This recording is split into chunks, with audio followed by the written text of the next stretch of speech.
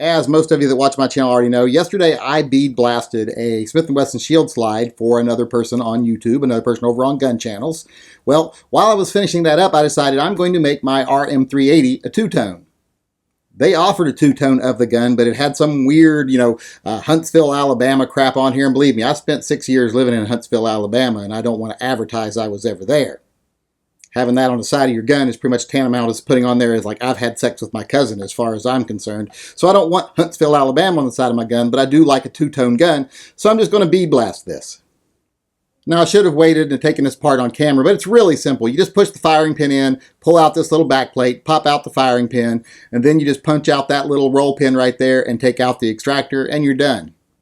No sights on this gun to remove, so it's very, very easy. Okay, one odd thing about this gun when I took it apart is there's no spring under the extractor. It's a little rubber pad. I don't know if there's a spring under that rubber pad or not, but that little pad doesn't seem to come out easily and I don't want to rip it out of there. So I'm just going to leave that in there and tape it off.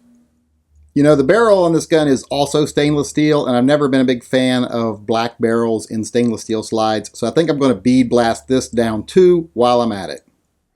Before I do, though, I have stuffed the barrel with cotton material on both ends to make sure to protect the rifling inside the barrel before I bead blast it. Always stuff something in the barrel before you bead blast a barrel. Well, like I say, I've already got it all taken apart, so let's go over and bead blast it and see how it looks. Okay, it is all done here. I did the slide and also I did the barrel that goes in it here. So now it does have a stainless barrel in the slide. So stainless slide, stainless barrel, looks pretty good.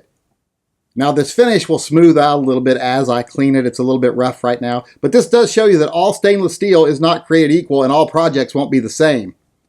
I don't know if this will come across on camera, but when I bead blasted the Smith & Wesson shield slide, it took on more of a satiny look. It has more of a platinum kind of look to it with a real satin sheen, whereas the Remington just looks like bare stainless steel. Part of that could be the quality of the stainless steel they use, but I'm mostly betting it's the melanite treatment on the M&P, on the shield, because it does alter the surface of the stainless steel. Now the Remington finish was like it was just matte spray paint because it came off with one pass of the bead blaster. It came off super easy. But now that I've got it stripped, let's get it on the gun, take a look at it.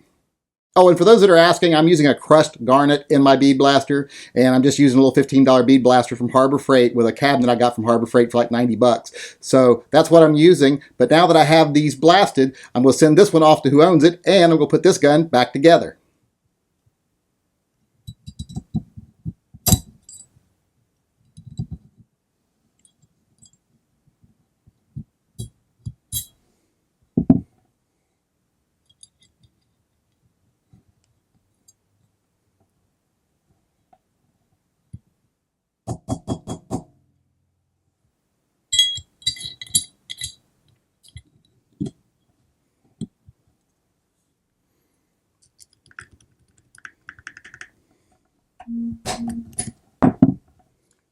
Okay, I have it all back together now, and it is looking nice. I actually took a little 4.0 synthetic steel wool and rubbed the slide down a little bit to give it a little bit more of a satiny sheen to it, and I really like the way it looks right now, so I'm really happy with how this turned out. I really like this better. I really like two-tone guns. I like the black bottoms and the white tops. I don't like black bottoms. I like the dark bottoms and the white top. Well, I guess I'd probably say that I like black frames, and I like silver slide. Stainless slide with a black frame. That's the two-tone look I like. As you can see here, I also did the end of the barrel here, like I said I was going to. Now, I did leave the guide rod black because I like having a little touch of black there, and there's a little touch of black on the extractor here. That kind of blends it into the black frame. So I'm really happy with this now. Like I say, before I did not like the way it looked. The coating was really cheap. Like I said earlier, it seemed like they just sprayed it on there with matte Krylon or something because it came off with just like one pass from the bead blaster. And it had lots of little nicks in it. It was wearing around the sharp edges here, and I could see the metal through the nicks. So I really didn't like it. This I like a lot better. Once again, this was really easy to do, really inexpensive to do. I already have an air compressor. I already have a little $15 bead blaster. You know, the garnet mix. I used a garnet mix to do this. I used a crushed garnet. That's really cheap, inexpensive. You can get it at Harbor Freight, or you can get the glass bead at Harbor Freight and use that. But really simple to get the supplies and cheap to get the supplies. And beyond that, doesn't take a lot of work. Takes about 15 minutes worth of work. Taking the slide apart and putting it back together is most of the work.